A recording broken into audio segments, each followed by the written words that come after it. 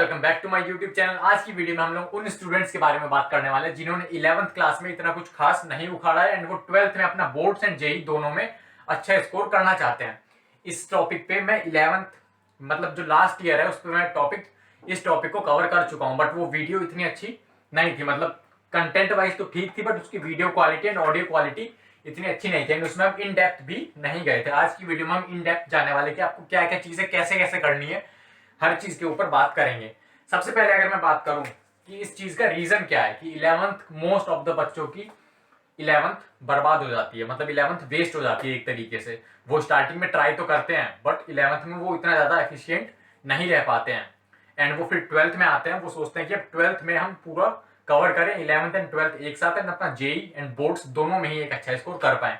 तो सबसे पहले हम इसके रीजन के बारे में जानेंगे कि रीजन क्या है इसका, ऐसा क्यों होता है, एंड उसके बाद एट द एंड हम लोग सॉल्यूशन के बारे में बात करेंगे एंड लास्ट में मैं आपको कुछ 3 से 4 पॉइंट्स बताने वाला हूं जो आपको माइंड में रखना है इस पूरे सेशन में। आप अगर 12th क्लास में आने वाले हो तो इस सेशन में आपको क्या क्या चीजें ध्यान रखनी है, जो आपके 12th से लेके 12th के बोर्ड एग्जाम्स तक होने वाला पूरा सेशन है, कौन कौन सी चीज ध्यान रखनी है वो 3-4 पॉइंट्स में आपको बताने वाला हूं। सबसे पहला रीजन आपका 10th एंड 11th में जो कॉन्सेप्ट के बीच में डिफरेंस है वो बहुत ज्यादा है। आपका 10th में फिजिक्स आपके लिए सिर्फ इलेक्ट्रिसिटी में आपको करंट वाली इक्वेशन पढ़ ली, V equals to I R. उसके बाद आपका कुछ सर्किट डायग्राम वगैरह पढ़ लिया, वो आपका न्यूटन्स लॉज ऑफ मोशन थोड़ा बहुत पढ़ लिया, ग्रेविटेशन पढ़ लिया, फिजिक्स इतनी ही थी। 11th क्लास में आप देखो फिजिक्स का लेवल अचानक से बढ़ जाता है एंड सिर्फ एक चैप्टर नहीं, आपका फिजिक्स पूरी एक बुक बनती है। केमिस्ट्री अलग होता है, मैथ्स अलग होता है एंड सेम चीज फिजिक्स केमिस्ट्री मैथ तीनों में हो जाता है। मतलब लेवल ज्यादा है, डिफरेंस आ जाता है दोनों के कॉन्सेप्ट के बीच में कि 10th में कितना पढ़ना है 11th में कितना पढ़ना है, वो डिफरेंस ज्यादा है। तो इस वजह से बच्चे को पता नहीं चल पाता कि वो चीजें मैनेज कैसे करें एंड इस चक्कर में वो 2.5 से 3 महीने निकाल देता है। ठीक। सेकेंड रीजन, वो जस्ट अभी 10th के बोर्ड्स देके आया है। ठीक, वो जस्ट अभी 10th के बोर्ड्स देके आया, उसके माइंड में कि अब मेरा जो अगला बोर्ड का एग्जाम है, जो अगला इंपॉर्टेंट एग्जाम है वो 2 साल बाद है। तो अब ये जो 2 साल का टाइम है इसको मैं थोड़ा सा पहले एंजॉय कर लूं, बाद में अपनी पढ़ाई करूंगा। अगर आपने 2019 में 10th का बोर्ड दिया था तो अब आपका जो 12th का बोर्ड है वो 2021 में है। ठीक, तो ये जो 2 साल का डिफरेंस है इसकी वजह से ज्यादा टाइम बच्चों को लगता है कि हमारे पास टाइम बहुत ज्यादा है, इस वजह से थोड़ी सी गड़बड़ हो जाती है। एंड थर्ड चीज, सेपरेट स्मार्टफोन मिल जाते हैं काफी बच्चों को यहाँ पे। ठीक, 10th के बाद काफी बच्चों को अपना सेपरेट स्मार्टफोन मिल जाता है जिसकी वजह से वो काफी चीजों को एक्सेस कर सकते हैं। यूट्यूब हो गया, सोशल मीडिया हो गया, वो काफी चीजों को बहुत इजीली एक्सेस कर सकते हैं, जिस वजह से थोड़ी सी डिस्ट्रैक्शन ज्यादा होती है। एंड जब तक उन लोगों को रियलाइज होता है कि इस वजह से मेरी 11th क्लास खत्म हो रही है, मतलब 11th क्लास पे क्वेश्चन मार्क लग रहा है कि मैंने क्या पढ़ा, कितना पढ़ा, जेई के लिए मैं कितना प्रिपेयर हूँ, ये चीज जब तक रियलाइज होती है तब तक उनका अक्टूबर नवंबर आ जाता है एंड उसके बाद फिर आपके 2 से 3 महीने बचते हैं जिसमें आपका जेई का कुछ खास कवर वो लोग नहीं कर पाते। यहाँ पे फिर प्रेशर भी बढ़ जाता है। ठीक, तो अब इसका सॉल्यूशन क्या है। आपका 12th का सेशन स्टार्ट कब होता है? जनरली वो 1 मार्च से 15 मार्च के बीच में स्टार्ट होता है। ठीक, तो हम मार्च से स्टार्ट करते हैं एंड आपका जैन तक लेके काउंट करेंगे। पहले जैन तक आपको क्या करना है, जैन तक क्यों, क्योंकि आपका जैन में जेई मेंस 1 होता है। ठीक, एंड जैन के आसपास ही आपका प्री बोर्ड्स के एग्जाम होते हैं, तो वो चीज इंपॉर्टेंट है। आपका एक जेई मेन होगा एंड एक प्री बोर्ड का एग्जाम होगा जिससे आप जज कर पाओगे, उसके बारे में भी हम बात करेंगे। ठीक, एंड अगर सब कुछ, अब इस साल तो कोविड की वजह से फेब के एंड में जेई का एग्जाम, बट अगर सब कुछ नॉर्मल रहा तो जैन में ही होगा जेई मेंस 1, जो आपका 2022 में होगा नेक्स्ट ईयर, उसमें आपका जैन में ही होगा। सो 1 मार्च से लेके आपका 1 जैन तक का हम प्लान बनाएंगे पहले एंड उसके बाद बात करेंगे कि एग्जीक्यूट कैसे करना है इस चीज को, आपको अब डेली रूटीन में कैसे लेके आना है, वो चीज के बारे में बात करेंगे। तो सबसे पहले हमारा एक इंजीनियरिंग में पढ़ाते हैं divide and conquer technique. Divide and conquer technique क्या, अगर कोई बहुत बड़ी प्रॉब्लम है उसको छोटे छोटे प्रॉब्लम्स में तोड़ो, सब प्रॉब्लम्स में डिवाइड करो एंड हर सब प्रॉब्लम को सॉल्व करोगे तो आपकी पूरी प्रॉब्लम सॉल्व हो जाएगी। ठीक, डिवाइड एंड रूल भी उसको बोल सकते हो आप लोग, डिवाइड एंड रूल से आपको ज्यादा समझ में आएगा। यहाँ पे जो हमारे पास टाइम है मार्च से लेके जैन तक, हमारे पास 10 से 11 महीने हैं। हम इसको डिवाइड करेंगे सबसे पहले अक्टूबर तक, मार्च से लेके अक्टूबर तक। ठीक, मार्च से अक्टूबर के बीच में हमें जो पढ़ना है, जितना पढ़ना है वो पढ़ेंगे, उसके बाद हम करेंगे रिवीजन। ठीक, मार्च से लेके आपका यहाँ पे मार्च, अप्रैल, मई, जून, जुलाई, अगस्त, सितंबर एंड यहाँ पे फिर आपका अक्टूबर। तो कितने मंथ हो गए आपके? लगभग 7-8 महीने हो गए, 7.5 महीने हम अगर अप्रॉक्स लेके चले। अब आपको पढ़ना कैसे है? 11th एंड 12th दोनों करनी है आपको। एक महीने में आपको देखो 11th एंड 12th दोनों करनी है। तो आप कवर कैसे करोगे? आपको 11th में आप ध्यान दो कि फिजिक्स, केमिस्ट्री एंड मैथ्स में अगर आप 11th के एक एक चैप्टर भी करते हो हर महीने, ज्यादा नहीं, सिर्फ एक चैप्टर आपने 11th का करा, फिजिक्स का एक चैप्टर कर लिया 11th का, केमिस्ट्री का एक चैप्टर कर लिया 11th का, एंड मैथ्स का एक चैप्टर कर लिया 11th का, आपके पास एक महीने में 28 से 30 दिन होंगे, काफी इजीली आप कर सकते हो। ठीक, उस पर हम एग्जीक्यूशन पे आएंगे कि आपको टाइम कहां से निकालना है। एंड सेम आपका फिजिक्स में, केमिस्ट्री एंड मैथ्स में 12th में आपको दो चैप्टर करने हैं। दो चैप्टर क्यों? क्योंकि आपका 12th इंपॉर्टेंट है इस बार। आपका 12th को आप हल्के में नहीं ले सकते, आपका 12th का बोर्ड भी देना है एंड आपको जेई एग्जाम भी देना है, तो आपका 12th तो पूरी कंप्लीट करनी पड़ेगी। ठीक, तो आपको दो चैप्टर आपके 12th के करने हैं, फिजिक्स, केमिस्ट्री, मैथ्स में, एंड एक चैप्टर आपका 11th में करना है। एंड हर ये चीज आप रिपीट करते जाओगे टिल अक्टूबर, 31 अक्टूबर तक आप ये चीज रिपीट करते जाओगे। ठीक, 8 महीने हैं आपके। देखो 11th का कितना पोर्शन कवर हो जाएगा? 3 चैप्टर, तो आपके 24 चैप्टर्स कवर हो गए 11th के। एंड 12th में देखो तो आपके 6 चैप्टर, 48 चैप्टर्स कवर हो गए आपके 12th के। ध्यान रहे कि आप इस नंबर को मीट करने के चक्कर में कॉन्सेप्ट से कॉम्प्रोमाइज ना कर जाओ। ठीक, कि कहीं आपको, सपोज आप रोटेशनल मोशन पढ़ रहे हो, रोटेशनल मोशन काफी थोड़ा सा डिफिकल्ट होता है। ठीक, तो ये ना हो कि आपने फिनिश करने के चक्कर में इस नंबर तक पहुंचने के लिए आपने रोटेशनल मोशन के कुछ कॉन्सेप्ट्स को हल्के में ले लिया एंड उसको जल्दी जल्दी में खत्म कर दिया।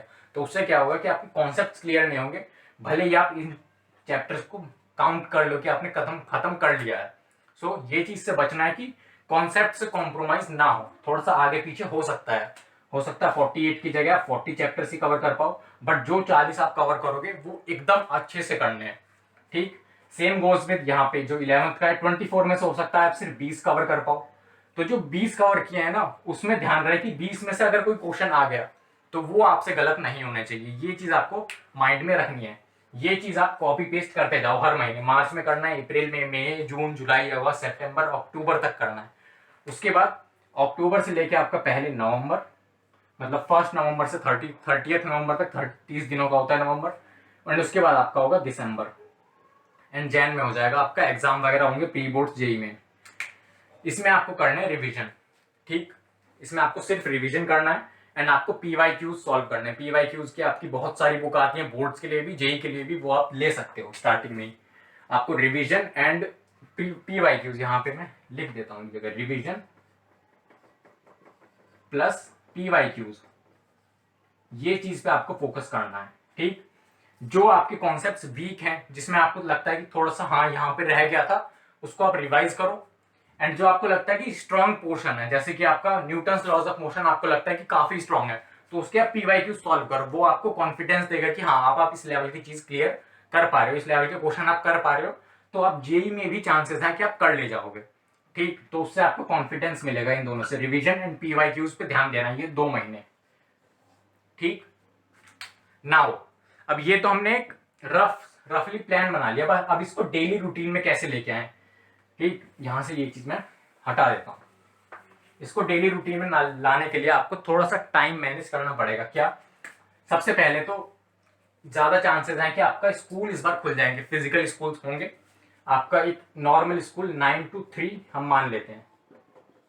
ठीक, तो ये आपके 6 घंटे हो गए पूरे, 6 घंटे। इन 6 घंटे में से अगर आप 2.5 से 3 घंटे भी पढ़ते हो, सेल्फ स्टडी करते हो, या फिर अगर आप स्कूल में जाके टीचर्स से पढ़ रहे हो, 12th का पोर्शन वो लोग पढ़ाएंगे, अगर आप 12th के लिए पढ़ रहे हो वहां पे, तो ये चीज आपको हेल्प करेगी। कैसे? देखो यहाँ पे आपने 2.5 से 3 घंटे पढ़ लिया। अगर आप 11th का पढ़ रहे हो या 12th का पढ़ रहे हो, 12th का मान लेते हैं, आपने जो टीचर आपके पढ़ा रहे हैं क्लास में, उनसे आपने 12th का सिलेबस आप पढ़ रहे हो उनके साथ साथ।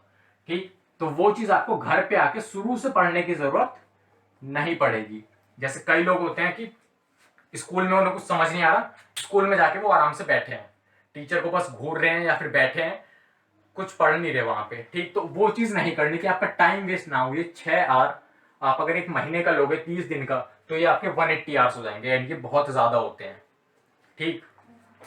तो ये टाइम वेस्ट नहीं करना, इसमें आप 2.5 से 3 घंटे आपको निकालने हैं। कैसे निकालोगे? आपका स्पोर्ट्स पीरियड होगा कोई, उसमें आपको पढ़ना है। आपका लाइब्रेरी का है अगर, उसमें पढ़ना है। अगर कोई स्ट्रिक्ट टीचर नहीं है एंड आपको उससे नहीं समझ में आ रहा है, आपको पता है कि ये चीज मेरे को घर जाके खुद करनी पड़ेगी दोबारा, तो आप बैक बेंच पे बैठो, एकदम पीछे बैठो, अपनी बुक लेके आप सॉल्व करो या रिवाइज करो, कुछ भी।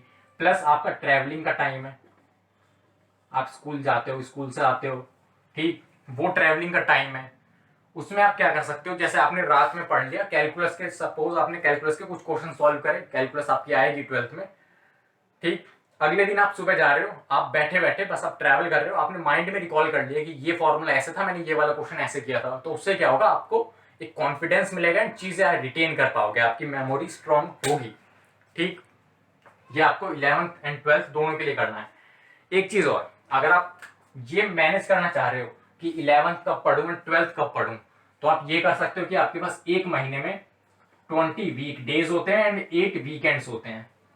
20 वीक डेज होते हैं, वीक डेज, एंड यहाँ पे वीकेंड्स होते हैं 8। तो इन 8 में आप ये 3 चैप्टर कवर नहीं कर सकते, आपको 2 दिन ये कवर करने में लगेगा, 2 दिन ये, 2 दिन ये। यूट्यूब पे बहुत सारा कंटेंट है, अगर आप 11th की बात करो तो बहुत सारा क्या कंप्लीट कंटेंट है। जेई के लिए तो पूरा ही है। अलग सर के बारे में आपने सुना होगा, उन्होंने 11th क्लास का पूरा कवर कर रखा है।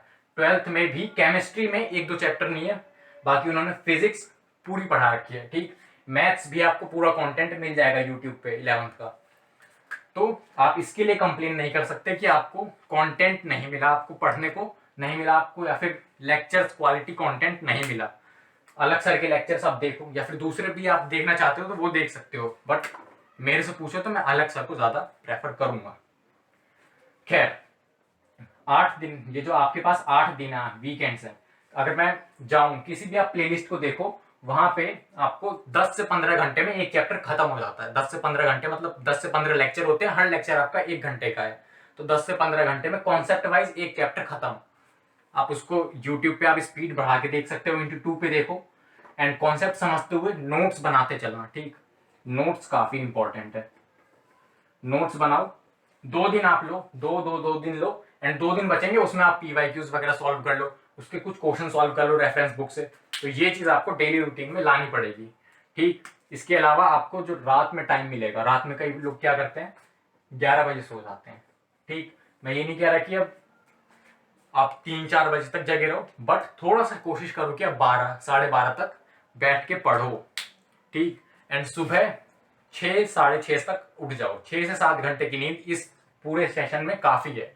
6 से 7 घंटे की नींद इस पूरे सेशन में काफी है, ठीक। तो आपको जहां टाइम मिले वहां पे आप बस पढ़ने बैठ जाओ। अब ऐसा नहीं कि आपको 5 मिनट टाइम मिले, 5 मिनट ही रगड़े जा रहे हो। 5 मिनट नहीं, आपके पास अगर आधे घंटे 1 घंटे का टाइम आपको लग रहा है कि अब फ्री हूं, तो आपने बुक खोली एंड कुछ पढ़ लिया उसमें से, ठीक।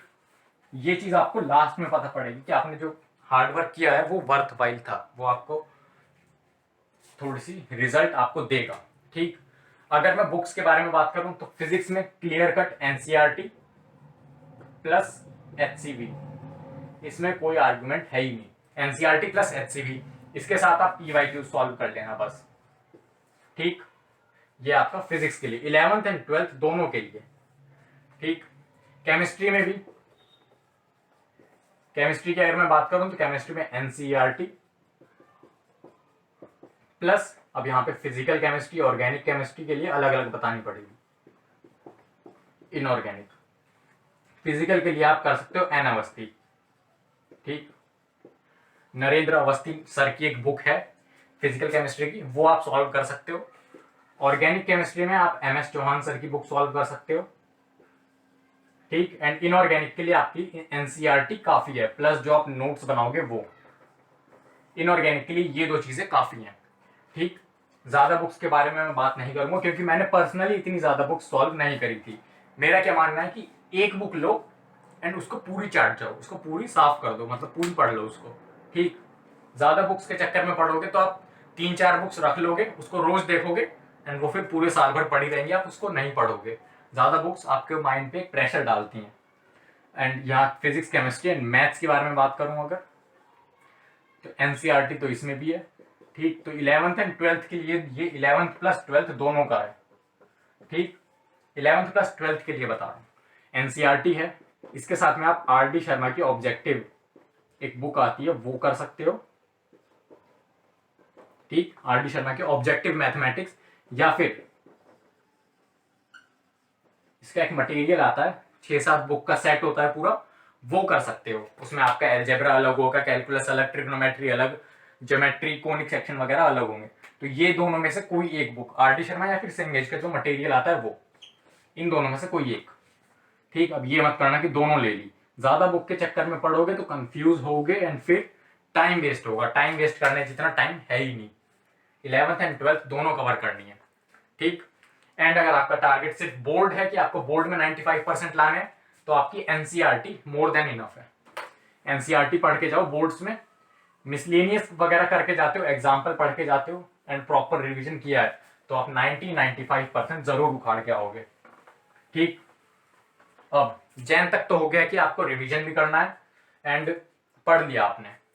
बात कर लेते हैं अब आपके pre boards and JEE Main. ठीक, दोनों एग्जाम होने हैं आपके, जैन के अराउंड दोनों एग्जाम हो जाएंगे एंड जैन में ही रिजल्ट आ जाएगा, आपको पता चल जाएगा कि आपने कैसा परफॉर्म किया है। अगर आप प्री बोर्ड्स में अच्छा परफॉर्म करते हो एंड जेई मेंस में नहीं करते हो, एक केस ये हो सकता है कि आपने प्री बोर्ड्स में तो अच्छा कर दिया, जेई में नहीं कर पाए। अगर आपने प्री बोर्ड्स में अच्छा नहीं किया, जेई में आपने अच्छा कर लिया, या फिर हो सकता है आप किसी में भी अच्छा ना कर पाओ, हो सकता है, केस हो सकता है। ठीक, एंड हो सकता है आप दोनों में अच्छा कर जाओ। सबसे पहले केस में आपको प्री बोर्ड्स को, जैसे आपने यहां पे तैयारी करी है बोर्ड्स की, वो कंटिन्यू रखनी है, ज्यादा फोकस करना है जेई पे। ठीक, जब आप प्री बोर्ड्स के लिए तैयार हो तब आपके अच्छे मार्क्स आएंगे। प्री बोर्ड्स का पेपर थोड़ा सा बोर्ड से टफ बनाया जाता है, जानबूझ के बनाया जाता है, ताकि बच्चे प्रिपेयर हो जाएं बोर्ड्स एग्जाम के लिए, ताकि उनको बोर्ड का एग्जाम जब आए तो उनको इजी लगे। ठीक, तो अगर आपका ये केस है पहला वाला, तो आपको जेई पे ज्यादा ध्यान देना है एंड जो प्री बोर्ड्स की जो प्रिपरेशन है बोर्ड्स की आपकी, उसको वैसे ही कंटिन्यू रखना है। अगर आपका ये केस है सेकंड वाला, ये वाला, तब उस केस में आपको जेई ड्रॉप करना है। यहाँ पे आपको बोर्ड्स पे ज्यादा ध्यान देना है। क्यों? बोर्ड्स पहले, जेई बाद में। अगर आपके बोर्ड्स में 60% मार्क्स आए एंड जेई आपका क्लियर हो गया, चाहे कितनी भी अच्छी रैंक आई हो, कोई फायदा नहीं है। जेई का आप नेक्स्ट इस बार तो इस सेशन में आपका 75% का क्राइटेरिया नहीं है, बट नेक्स्ट बार जो नेक्स्ट सेशन होगा, नेक्स्ट एग्जाम होंगे, उस बार 75% का क्राइटेरिया जरूर होगा। तो अगर आपके बोर्ड्स में इतने नंबर आ रहे हैं एंड आपने जेई क्लियर कर लिया, तो उसका कोई फायदा नहीं है, तो आपको बोर्ड पे ध्यान देना है। ठीक, उसके बाद अगर आप दोनों में ही नहीं परफॉर्म कर पाए अच्छा, दोनों में ही आपने परफॉर्म नहीं किया अच्छा, आपने जो सोचा था उतना स्कोर नहीं किया, तो आपको प्री बोर्ड्स पे ध्यान देने हैं। ठीक, प्री बोर्ड्स पे ध्यान देना है आपको यहाँ पे, क्योंकि जैसा मैंने यहाँ पे बताया, आपके प्री बोर्ड्स पहले, मतलब बोर्ड्स पहले एंड जेई बाद में। बोर्ड्स पहले आपको बोर्ड सिक्योर करना है, उसके बाद आप जेई पे जाओगे। अगर आपका दोनों बढ़िया हुआ है तो आप बहुत अच्छा जा रहे हो, आपने मार्च से लेके जैन तक बहुत अच्छा किया, आपको बस वैसे ही करना है। बोर्ड्स, थोड़ा सा बोर्ड्स को छोड़ के जेई की तरफ ज्यादा ध्यान देना। ठीक, क्योंकि बोर्ड्स में अब आपने प्री बोर्ड्स में अगर अच्छा स्कोर कर लिया, तो आप बोर्ड्स में 85, 90 प्लस जा सकते हो। एंड अगर आपने जेई में एक अच्छी रैंक बना ली, तो बस आपको फिर एक अच्छा कॉलेज मिल जाएगा एंड वहां से आपको एक एज मिलना स्टार्ट हो जाएगा। ठीक, सो कहां तक बात कर ली हमने? पूरा प्लान देख लिया, एग्जीक्यूशन देख लिया, बुक्स देख ली एंड आपका ये 4 केसेस देख लिए। सो यस, आज का वीडियो सिर्फ इतना ही है, बाकी कुछ बचा ही नहीं है इसमें। ठीक, तो अगर आपको आज की वीडियो पसंद आई, चीजें आपको समझ में आई एंड आप इंप्लीमेंट कर पा रहे हो, मतलब आप अगर स्टार्ट करो एंड कर पा रहे हो, तो इस वीडियो को लाइक जरूर करना एंड अगर चैनल पे नए हो एंड तो चैनल सब्सक्राइब कर देना। अगर कोई क्वेरी रह गई है इसके बाद भी, तो नीचे कमेंट करके जरूर बताना, मैं उसको नेक्स्ट वीडियो में कवर करने का ट्राई करूंगा। मिलते हैं अगली वीडियो में, तब तक के लिए बाय।